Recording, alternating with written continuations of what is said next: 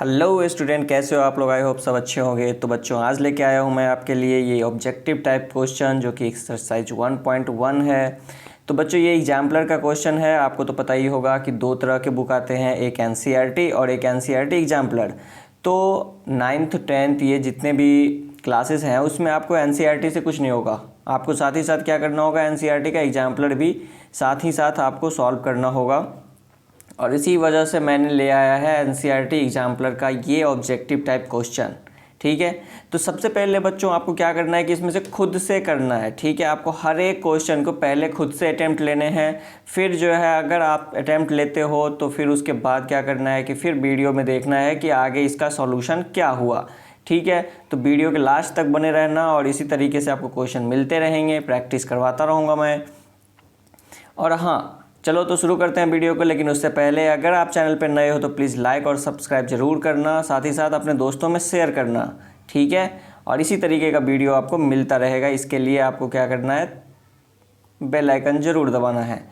तो बच्चों चलो आगे हम स्टार्ट करते हैं। ये एक ऑब्जेक्टिव टाइप क्वेश्चन है क्योंकि अब पेपर का जो है ना बेस चेंज हो गया है। उसमें क्या होता है कि कुछ ऑब्जेक्टिव टाइप रहते हैं और कुछ सब्जेक्टिव रहते हैं। ऑब्जेक्टिव का मतलब होता है कि जो टिक आउट क्वेश्चन होते हैं, 4 ऑप्शन में से कोई एक ऑप्शन सेलेक्ट करना होता है। तो इस टाइप के क्वेश्चन का जो है ना अब कुछ ज़्यादा ही इम्पोर्टेंस हो गया है। मैं देखता हूँ इस बार भी जो पेपर हुआ था उसमें भी ऑब्जेक्टिव टाइप क्वेश्चन आए थे। इवन क्लास 10th के जो बोर्ड हुए हैं उसमें भी ऑब्जेक्टिव क्वेश्चन आए थे 20 नंबर्स के। तो आपको क्या करना है कि सिर्फ सब्जेक्टिव पे काम नहीं करना है, इवन ऑब्जेक्टिव को भी क्या करना है, बनाना है। ठीक है, तो चलिए आज मैं ये चैप्टर 1 का ऑब्जेक्टिव लेके आया हूँ जो कि हमारा नंबर सिस्टम है।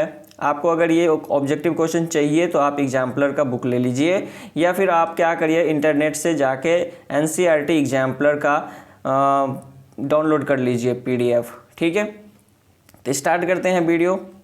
चलो, तो सबसे पहला क्वेश्चन, आपको हर एक वीडियो का सॉल्यूशन भी मिलेगा साथ में। ठीक है, तो आप वीडियो के लास्ट तक ज़रूर बने रहना ताकि आपको पता चलेगा कि कौन सा वीडियो किस मेथड से बनेगा ईजिली।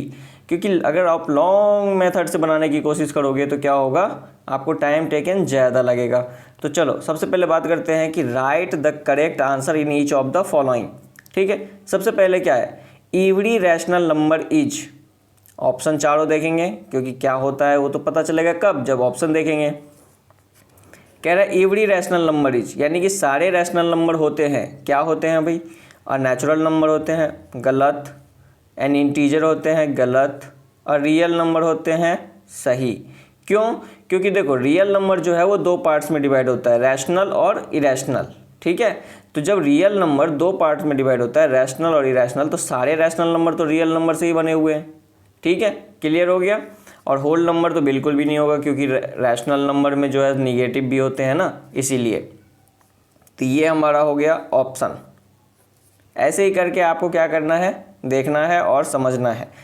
अब लिखा हुआ बिटवीन 2 रैशनल नंबर, कितने नंबर होते हैं 2 रैशनल नंबर के बीच में। तो बच्चों आपने देखा था कि जब हम चैप्टर 1 कर रहे थे तो उसमें आप ना 2 रैशनल नंबर के बीच में कई सारे रैशनल नंबर फाइंड कर पाते थे, है ना। तो यहाँ पे सिंपली लिखना है there is no rational number, गलत। There is exactly 1 rational number, बिल्कुल नहीं। There are infinitely many rational number, ये हो जाएगा। ठीक है, बहुत सारे रैशनल नंबर होते हैं 2 रैशनल नंबर के बीच में। आगे है decimal representation of a rational number can not be. अब यहाँ पे कह रहा है कि डेसिमल रिप्रेजेंटेशन जो है रैशनल नंबर का वो क्या नहीं हो सकता। ठीक है, तो बच्चों आपने देखा था जो टर्मिनेटिंग डेसिमल है, जो टर्मिनेटिंग होते हैं उसे भी हम क्या कहते हैं, रैशनल नंबर कहते हैं। जो नॉन टर्मिनेटिंग रिपीटिंग होते हैं उसे भी क्या कहते हैं, रैशनल नंबर कहते हैं। ठीक है, लेकिन यहाँ पे क्या है कि decimal representation of a rational number can not be, नहीं हो सकता। कौन नहीं हो सकता, तो यहाँ पे क्या हो जाएगा, नॉन टर्मिनेटिंग नॉन रिपीटिंग। ठीक है, क्योंकि ये जो है ये हमारा क्या है, कभी नहीं हो सकता। ये क्या होता है, इरेशनल होता है, जो न तो टर्मिनेट करता है और न ही रिपीट करता है, तो वो क्या कहलाता है, इरेशनल। तो ये यहाँ पे लिखा है कैन नॉट बी, मतलब नहीं हो सकता। तो क्या नहीं हो सकता, ये नहीं हो सकता। क्लियर। अब कह रहा है the product of any 2 irrational number is, the product of any two irrational number is, दो इरेशनल नंबर का प्रोडक्ट। अब यहाँ पे मैंने आपको बताया भी था कि क्या होता है कि जब दो इरेशनल नंबर लेते हो लाइक √2 √3, तो ये हमारा हो गया √6, तो इरेशनल ही बना। लेकिन अगर √2 को मल्टीप्लाई करते हो तो ये हो जाएगा 2, यानी √4 का क्या हो जाता है 2। तो ये आपने क्या देखा कि दो इरेशनल नंबर का मल्टीप्लिकेशन कभी जो है इरेशनल होता है और कभी क्या होता है रैशनल होता है। तो इस तरीके से आप क्या कहोगे, इस तरीके से आप न तो ये कह सकते हो कि ऑलवेज इरेशनल, ऑलवेज वर्ड लगा हुआ है ना, इसीलिए आप कह सकते हो नहीं ये कह सकते हो कि ऑलवेज रैशनल, क्योंकि ये तो रैशनल भी होता है इरेशनल भी होता है। इंटीजर्स भी नहीं कह सकते, तो क्या होगा समटाइम्स रैशनल समटाइम्स इरेशनल, जैसा कि आप देख रहे हो समटाइम्स रैशनल समटाइम्स इरेशनल, तो ऑप्शन हमारा डी हो जाएगा। चलो तो इसी तरीके से नेक्स्ट क्वेश्चन हमारा है कि the decimal expansion of a number √2 is. तो बच्चों जैसा कि आप जानते हो √2 हमारा क्या है, √2 है इरेशनल नंबर, और इरेशनल नंबर का डेसिमल रिप्रेजेंटेशन क्या होता है, अभी आपने देखा कि ये जो है वो इरेशनल होता है, बाकी जो होते हैं वो रैशनल होते हैं। तो यहाँ पे अ फाइनाइट डेसिमल नंबर बिल्कुल नहीं।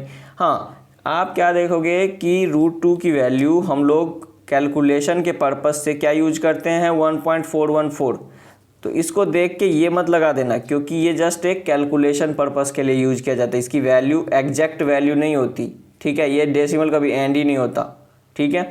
तो यहाँ पे नॉन टर्मिनेटिंग रेकरिंग का मतलब बच्चों रिपीटिंग होता है, तो याद रखना कहीं पे रिपीटिंग लिखा होगा कहीं पे रेकरिंग, तो कन्फ्यूज मत होना। नॉन टर्मिनेटिंग नॉन रेकरिंग, तो यहाँ पे नॉन टर्मिनेटिंग नॉन रिपीटिंग था, यहाँ रेकरिंग लगा दिया, तो कन्फ्यूजन नहीं होना है, दोनों का मीनिंग सेम होता है। तो चलो ये वाला हो जाएगा ऑप्शन। नेक्स्ट अब आता है कि आप डायरेक्ट आप नहीं बता सकते, कुछ ना कुछ तो सॉल्व करना ही पड़ेगा। तो चलो मैं इसी के आजू बाजू सॉल्व करूँगा, आपको देखना है कैसे सॉल्व करूँगा, ठीक है। तो देखो जैसे मान लो कि यहाँ पे लिखा हुआ है which of the following is irrational. अब जैसे आप बिना सॉल्व किए हुए बता नहीं सकते कौन सा इरेशनल है, तो इरेशनल कौन होता है जो रूट के अंदर होता है, ठीक है। तो जैसे यहाँ √4/9 है, तो √4/9 को हम क्या लिख सकते हैं, तो 4 का रूट कितना होता है 2 और 9 का रूट कितना होता है 3। तो देखिए ये हो गया 2/3, और 2/3 तो रूट में है नहीं, ये तो ऑलरेडी PYQ के फॉर्म में है, तो ये तो रैशनल हो जाएगा, हमें तो पूछ रहा है इरेशनल, तो चलो ये नहीं होगा ऑप्शन। उसके बाद देखेंगे कि √12/√3, √12/√3, तो बच्चों √12 को आप क्या लिख सकते हो, √12 को लिख सकते हो 2 × 2 × 3, और नीचे में क्या लिख सकते हो √3। तो √2 का पेयर बन रहा है, तो ये 2 बाहर आ जाएगा और √3 अंदर रह जाएगा। अब देखो √3 से √3 कैंसिल, बच गया 2, तो देखो ये भी आ गया 2, यानी ये भी रैशनल बन गए। अब बात आती है √7 की, तो √7 का तो कभी रूट निकलेगा ही नहीं, और √81 का जो है वो कितना होता है, तो वो होता है 9, क्लियर है। तो ये तीनों और ऑटोमेटिकली क्या बन गए, रैशनल बन गए, तो बचा कौन, ये, तो ये इरेशनल हो जाएगा। ऐसे ही आपको क्या करना है, हर एक क्वेश्चन को सॉल्व करके चेक करना है ताकि गलती ना हो। अब यहाँ पे कह रहा है which of the following is irrational. अभी आपने डेसिमल रिप्रेजेंटेशन जो कि क्वेश्चन नंबर 5 भी था 3 भी था, उसमें क्या देखा कि जो डेसिमल रिप्रेजेंटेशन होते हैं वो किस प्रकार के डेसिमल रिप्रेजेंटेशन को हम इरेशनल कहते हैं। तो जो नॉन टर्मिनेटिंग होता है, नॉन रिपीटिंग होता है, तो यहाँ पे देखो ये टर्मिनेटिंग है। टर्मिनेटिंग इसलिए है क्योंकि डेसिमल के बाद ये कहीं ना कहीं जाके एंड हो जाता है। ये क्या है, नॉन टर्मिनेटिंग रिपीटिंग, क्योंकि इसके ऊपर बार लगा हुआ है। ये भी क्या है, नॉन टर्मिनेटिंग रिपीटिंग। लेकिन यहाँ पे आप देखिए न तो ये टर्मिनेट हो रहा है न ही ये रिपीट हो रहा है। कैसे पता करेंगे कि ये टर्मिनेट नहीं हो रहा है, तो यहाँ पे देखना छोटा सा डॉट डॉट डॉट लगा हुआ है, ठीक है। तो इट मीन्स कि ये कंटिन्यूअस जा रहा है, ये कभी एंड नहीं होगा, तो ये हमारा हो जाएगा इरेशनल, क्लियर। उसके बाद चलो, अगर आपको इस सब को समझने में कोई भी दिक्कत आ रही हो तो प्लीज़ आप जाके वीडियोस देख लो एक बार, चैप्टर 1 का इरेशनल नंबर, ठीक है। तो इरेशनल नंबर का वीडियो जो अगर देखोगे तो ये सारे चीज़ें आप खुद से कर पाओगे विदाउट एनी हेल्प, ये मेरी गारंटी है, समझ गए। तो चलो, तो यहाँ पे क्या है कि a rational number between √2 and √3 is. अब बात आती है कि √2 और √3 के बीच का रैशनल नंबर निकालना है। तो देखो रैशनल नंबर कैसे निकालेंगे, रैशनल नंबर तो होता है कोई भी डेसिमल जो टर्मिनेट हो जाए या फिर इस तरीके से हो जाए, लेकिन √2 √3 के बीच में कैसे पता करेंगे। तो इसके लिए बच्चों इन दोनों की वैल्यू आपको लर्न करनी होगी कि √2 की वैल्यू होती है 1.414 for the purpose of use, mathematically use के लिए, ऐसे इसकी वैल्यू बहुत बड़ी होती है। और √3 की वैल्यू कितनी होती है 1.732। जनरली आपको ये दोनों वैल्यूज़ याद रखने होते हैं, कैलकुलेशन के पर्पस से भी इसका यूज बहुत ज़्यादा होता है। तो क्या करना है, इन दोनों के बीच का आप देखना है कि ये 1.414 है और ये 1.73 है। तो यानी कि यहाँ पे देखो 1.4 और यहाँ 1.7, तो इनके बीच में कोई भी एक वैल्यू ले लो तो क्या हो जाएगा, मतलब ये 14 और ये 17 के बीच में क्या होगा 15 16, तो हम ले लेंगे 1.5, हो गया हमारा। ठीक है, अब ये चेक करेंगे, इसमें हम नहीं चेक करेंगे, इसमें चेक करेंगे कि हमारा ऑप्शन कौन सा है। सबसे पहली बात तो रैशनल नंबर चाहिए। तो देखो दो इरेशनल नंबर का सम क्या होता है, इरेशनल, तो ये तो कभी नहीं होगा। दो इरेशनल नंबर का जो डिफरेंट इरेशनल नंबर है, जैसे √2 √3, तो √2 √3 का मल्टीप्लिकेशन हो जाएगा √6 जो कि इरेशनल बन गया, ये भी नहीं होगा। देखो ये 1.8 है, तो आपने क्या देखा कि 1.7 और 1.4 के बीच में चाहिए, तो 1.7 से बड़ा हो गया कौन 1.8, तो यानी कि आपको क्या लेना है 1.5 जो कि इन दोनों के बीच में होगा। क्लियर है बच्चों। आगे देखो, आगे जो है हमारा क्वेश्चन नंबर 9, क्वेश्चन नंबर 9 में है the value of 1.999 in the form of p by q where p and q are integers and q not equal to 0 each। तो इस टाइप के जो क्वेश्चन होते हैं बच्चों, उसको हम कैसे सॉल्व करते हैं, आपको याद होगा एक्सरसाइज में भी इस टाइप का एक क्वेश्चन है। तो देखो ये कैसे सॉल्व होगा, ये है 1.999 ... ठीक है, तो यहाँ पे इसे हम क्या करते हैं एक्स लेट कर लेते हैं। एक्स लेट करने के बाद हम क्या करेंगे कि एक 9 को डेसिमल के इस साइड लाना है। तो अगर डेसिमल को एक पॉइंट लेफ्ट के राइट की तरफ ले जाएंगे तो किससे मल्टीप्लाई करेंगे 10 से, तो इधर भी 10 से मल्टीप्लाई कर दिए और इधर भी क्या किए 10 से मल्टीप्लाई किए। ठीक है, तो दोनों साइड आप 10 से मल्टीप्लाई किए तो क्या बन गया ये 10x और ये हो गया 19.99। अब ये कंटिन्यूअस क्या है, इसका कोई एंड नहीं है, तो इसीलिए अब इन दोनों को माइनस कर दो, तो ये 10 आप यहाँ पे जो मल्टीप्लाई किए थे वो तो ये बन गया। तो एक इक्वेशन ये हो गया और दूसरा इक्वेशन ये हो गया, तो आपने दोनों को माइनस करना है, तो 10x में से x चला जाएगा तो बचेगा कितना 9x। और देखो डेसिमल के जो बाद वाले टर्म है वो तो माइनस होके 0 बन जाएगा, तो डेसिमल के बाद 0 की कोई वैल्यू नहीं होती, तो यहाँ पे 19 - 1 कितना हो जाएगा 18। तो x की वैल्यू क्या हो गई 18 / 9 यानी कि 2। तो हमारा ऑप्शन क्या हो गया, देख के ही समझ में आ गया कि ऑप्शन हमारा सी हो गया। क्लियर। चलो नेक्स्ट जो है हमारा 10 नंबर क्वेश्चन है। ठीक है, 10 नंबर क्वेश्चन में हमें क्या कह रहा है समझते हैं पहले। 10 नंबर क्वेश्चन में कह रहा है कि 2√3 + √3 इज इक्वल टू।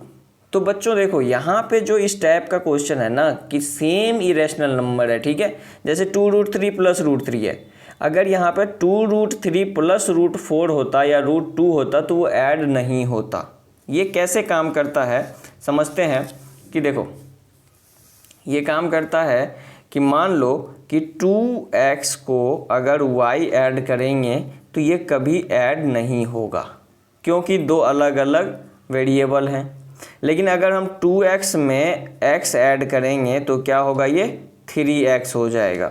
ठीक है, सेम इसी तरह से यहाँ पे होता है कि अगर 2√3 में अगर √2 या कोई भी दूसरा वेरिएबल यानी दूसरा रूट अगर हम ऐड करेंगे तो वो कभी भी ऐड नहीं होगा। चाहे √2 यूज करें, √5 यूज करें, √6, कोई भी दूसरा रूट दूसरा इरेशनल नंबर ऐड करेंगे तो ये कभी भी ऐड नहीं होगा। लेकिन अगर मैं 2√3 में √3 ऐड करूं तो ये क्या हो जाएगा 3√3, ये क्या हो जाएगा 3√3। सेम इसी तरीके से ये होता है। क्लियर है। तो यहाँ पे आप देख के ही ऑप्शन अपना निकाल लोगे। 2√3 + √3 क्या हो गया 3√3। ठीक है, ओके, अब यहाँ पे देखो कि ये √10 है और ये √15 है। √10 इंटू √15 इज इक्वल टू, तो सबसे पहले हम बात करते हैं कि √10 इंटू √15 होता कितना है। तो √10 को अगर आप √15 से मल्टीप्लाई करोगे तो जैसे नॉर्मल मल्टीप्लिकेशन करते हैं ना, वैसे ही करना है। तो √10 इंटू √15, तो आपको पहले एक रूट ले लेना है और 10 इंटू 15 कितना हो गया 150।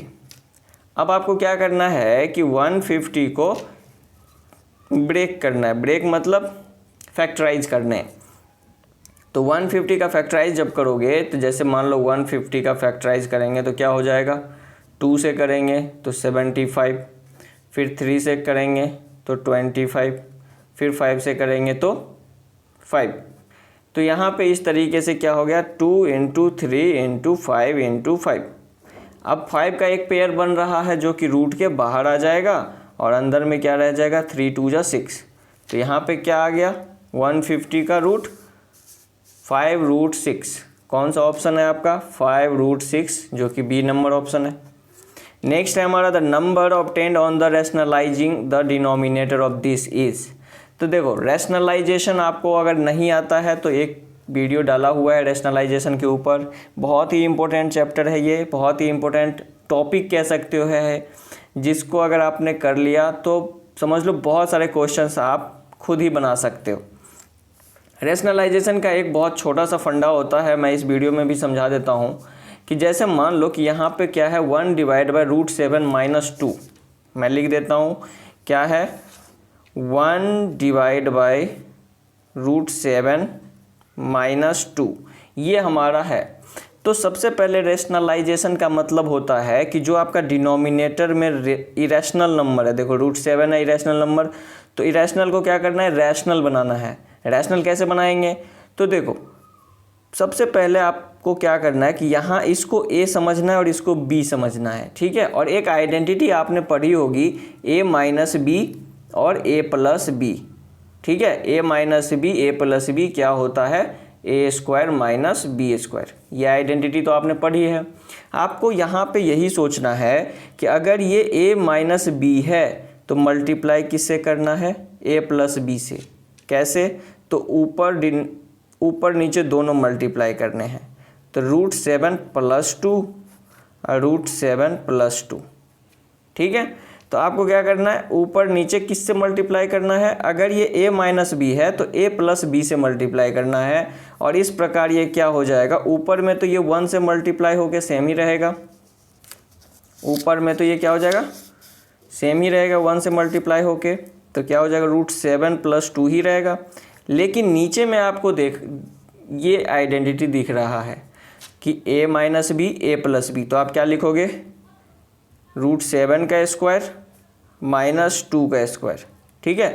तो √7 + 2 ऊपर में हो गया और नीचे में क्या हो जाएगा √7 का स्क्वायर कितना होता है 7 होता है, क्योंकि √7 इंटू √7 कितना हो जाएगा 7, ठीक है। क्योंकि 49 होता है, 49 का √7 होता है, तो ये हो गया 7 - 2 का स्क्वायर हो गया 4। तो फाइनली आंसर हमारा क्या आ गया √7 + 2 डिवाइड बाई 3, ठीक है। तो इस तरीके से हमारा डिनोमिनेटर क्या हो गया रैशनल हो गए। न्यूमरेटर इरेशनल चलेगा लेकिन डिनोमिनेटर क्या है रैशनल ही यूज होता है। क्लियर। तो देखो यहाँ पे हमारा ऑप्शन क्या है √7 + 2/3 है, तो √7 + 2/3 भी है, √7 - 2/3 भी है। इस तरीके से कंफ्यूजिंग ऑप्शन भी दिया हुआ है, लेकिन आपको ध्यान रखना है कि कोई गलती नहीं करनी है, आपका ऑप्शन हो जाएगा प्लस वाला, ठीक है। तो इस तरीके से 13 नंबर क्वेश्चन क्या है 1 divide by √9 - √8 is equal to, फिर से वही चीज़ कह रहा है ये। चलो मैं इसको इसी पे सॉल्व कर देता हूँ। तो 1 डिवाइड बाई √9 - √8 आपको क्या करना है रैशनलाइज करना है, क्योंकि देखो कहीं भी डिनोमिनेटर में रैशनल नंबर नहीं है, तो आपको क्या करना है रैशनलाइज करना है। तो a - b है ये, तो आप इसको क्या करोगे a + b से मल्टीप्लाई करोगे ऊपर में भी और नीचे में भी, ठीक है। और इस तरीके से ऊपर में तो ये सेम रह जाएगा √9 + √8, और नीचे में क्या हो जाएगा √9 का स्क्वायर कितना हो जाएगा 9, और √8 का स्क्वायर क्या हो जाएगा 8। तो ये क्या हो गया 9 माइनस 8। अब बच्चों यहाँ पर डिनोमिनेटर तो आपका 9 माइनस 8 हो गया 1, लेकिन न्यूमरेटर जो है ऐसा कुछ ऑप्शन तो दिख नहीं रहा, तो क्या करोगे? ऐसा कोई ऑप्शन तो आपको दिख ही नहीं रहा है, सब में 3 3 ये सब है। तो देखो ध्यान से कि अगर आप एक बार इसको लिख लेते हो कि √9 प्लस √8, और नीचे में तो 1 हो गया, तो 1 की कोई वैल्यू नहीं होती डिनोमिनेटर में, ठीक है। अब यहाँ पे देखो √9 क्या होता है, 9 का रूट होता है 3, तो ये हो जाएगा 3, और प्लस ये क्या है √8, तो √8 को आप क्या लिखते हो 2 इंटू 2 इंटू 2, एक पेयर बनकर बाहर निकल जाएगा और एक रह जाएगा अंदर में, तो ये क्या हो जाएगा 2√2। अब देखो आपका ऑप्शन मिल रहा होगा, कौन सा ऑप्शन है 3 + 2√2, जो कि ऑप्शन नंबर डी है। क्लियर? तो ध्यान से ऐसे ही बनाना है। चलो तो लास्ट के कुछ क्वेश्चंस हैं, इसको भी इसी में कवर कर लेते हैं। वीडियो थोड़ी सी लंबी हो रही है, कोई बात नहीं है, हर एक क्वेश्चन आपको करना है खुद से, और क्योंकि ये एक प्रैक्टिस चीज़ है तो बहुत बेनिफिशियल है, समझे। After rationalizing the denominator of this we get the denominator h। अब आपको क्या कह रहा है कि आप अगर इसके डिनोमिनेटर को रेशनलाइज करते हो तो आप कौन सा डिनोमिनेटर आपको मिलेगा, ठीक है। तो देखो सबसे पहले आपको यहाँ पे सिर्फ डिनोमिनेटर बताना है, रेशनलाइज करने के बाद आपका डिनोमिनेटर क्या आता है बस वही बताना है।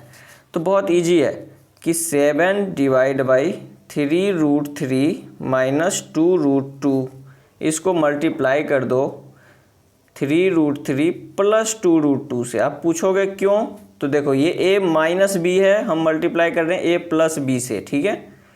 तो ये क्या हो जाएगा 3√3 प्लस 2√2। अब ऊपर में हमें क्या आया, हमें उससे कोई मतलब नहीं है, क्योंकि हमें पूछ क्या रहा है, वी गेट द डिनोमिनेटर, क्या डिनोमिनेटर मिला ये पूछ रहा है। तो यहाँ देखो 3√3 तो a minus B a plus B, तो a का स्क्वायर यानी 3√3 का स्क्वायर माइनस 2√2 का स्क्वायर। तो 3 ऊपर में हमें क्या आ रहा है उससे हमें कोई मतलब नहीं, ये सब पूरा मल्टीप्लाई होकर ऊपर में आ जाएगा। ऐसे आप लिखना चाहते हो तो लिख सकते हो 3√3 प्लस 2√2, इसमें कोई दिक्कत नहीं है, लेकिन हमें डिनोमिनेटर से मतलब है। तो 3√3 का स्क्वायर होता है 9 और √3 का स्क्वायर होता है 3, तो 9 3 जा 27, और 2 का स्क्वायर होता है 4 और √2 का स्क्वायर होता है 2, तो 9 3 जा 27 माइनस 8, 27 माइनस 8 कितना हो जाएगा 19। क्लियर? तो यहाँ पे हमारा ऑप्शन क्या हो गया बी। इसी तरीके से 15 नंबर में कह रहा है कि the value of this is equal to, अब इसकी वैल्यू बतानी है। तो अब आप यहाँ पे गलती से रेशनलाइज करने के पीछे पड़ गए तो बहुत लंबा पड़ेगा, ठीक है, बहुत लंबा टाइम लगेगा। यहाँ पे बहुत ही चालाकी से इसने क्या किया है, तो 32 को क्या लिख सकते हैं, 32 को हम लिख सकते हैं 2 इंटू 2 इंटू 8, मतलब कि 2 2 जा 4, 4 8 4 जा 32 लिख सकते हैं, बिल्कुल लिख सकते हैं। उसी तरीके से 48 को क्या लिख सकते हैं 2 इंटू 2 इंटू 12, ठीक है। तो यानी कि 4 12 4 जा 48, और नीचे में हमारा क्या है √8 प्लस √12। इसमें से आपको एक पेयर बाहर निकालना है, तो 2√8 हो जाएगा, और इसमें क्या हो जाएगा एक पेयर बाहर आ जाएगा तो 2√12। नीचे में भी कुछ ऐसा ही दिख रहा है, रूट में 8 है, रूट में 12 है। तो बच्चों इन दोनों में से 2 को क्या कर लेंगे कॉमन ले लेंगे। कॉमन लेने के बाद आपका √8 बच जाएगा यहाँ पे, और इसमें क्या बच जाएगा √12, ठीक है। और नीचे में भी क्या है √8 प्लस √12, तो ये वाला पार्ट इसके साथ कट जाएगा, तो बचेगा कितना सिर्फ 2। क्लियर है? तो इतना ईजी था, तो ये ऑप्शन बी। 16 नंबर में कह रहा है कि if √2 is this then find the value of this is equal to. तो यहाँ पे ये काफ़ी कैलकुलेटिव है, लेकिन आपको करना है। तो चलो सबसे पहले आपको ये रूट लेना है कि √2 - 1 डिवाइड बाई √2 + 1।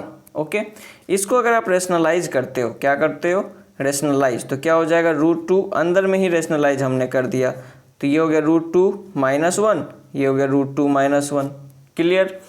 क्योंकि नीचे में a प्लस बी है तो a माइनस बी से मल्टीप्लाई करेंगे, तो ऊपर में हमारा क्या आ गया कि √2 - 1 का होल स्क्वायर, और नीचे में क्या आ गया a² - b² यानी कि √2 का स्क्वायर 2 - 1।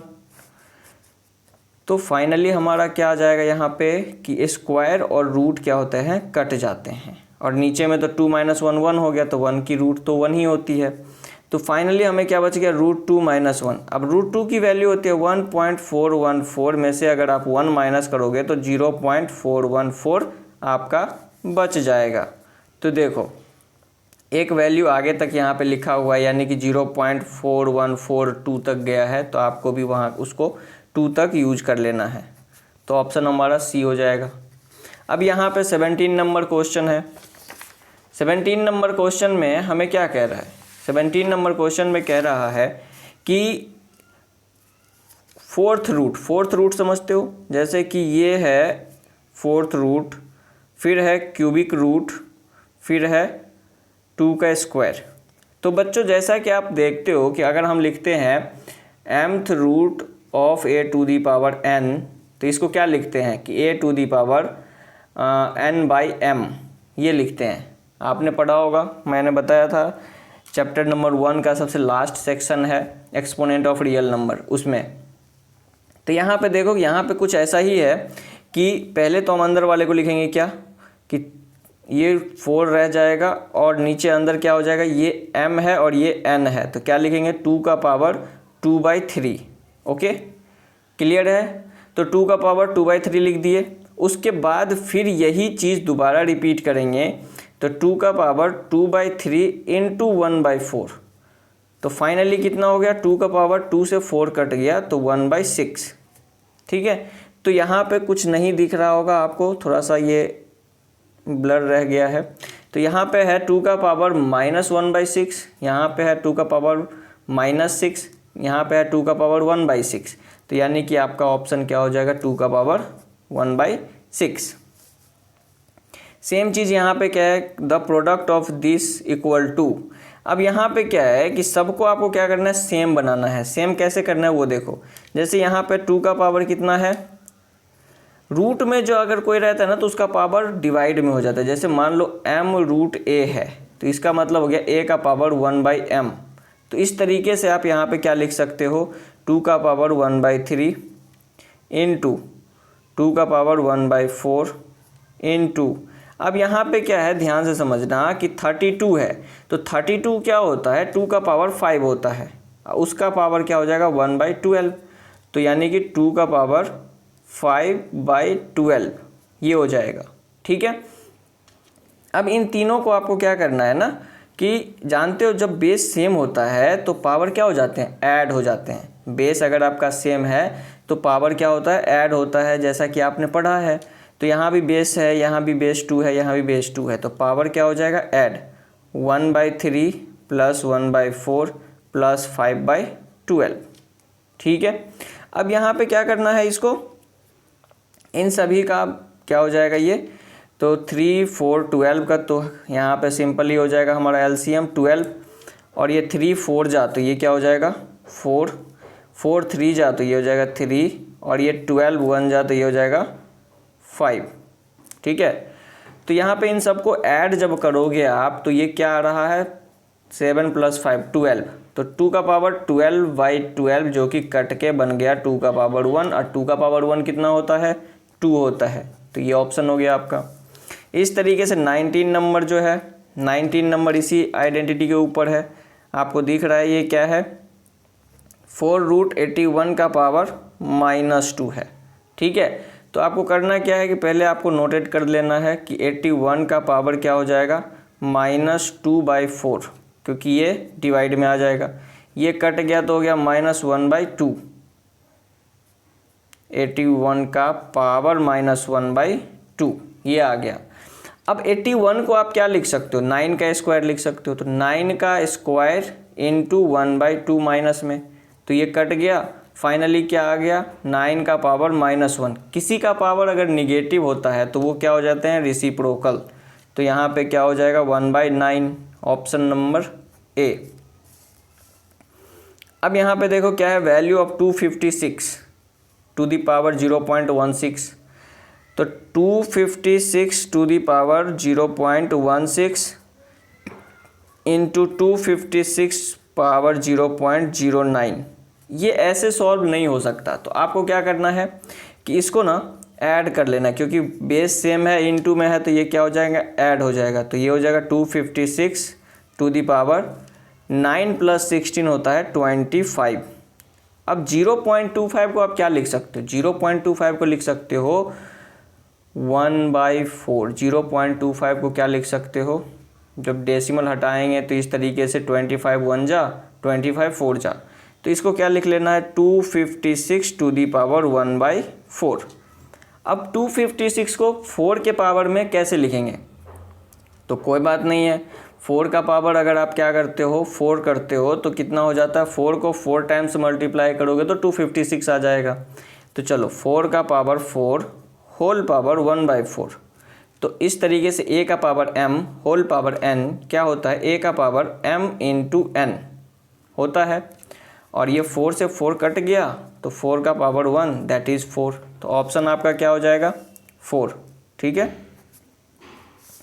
लास्ट और क्वेश्चन है हमारा, क्या है, which of the following is equal to x।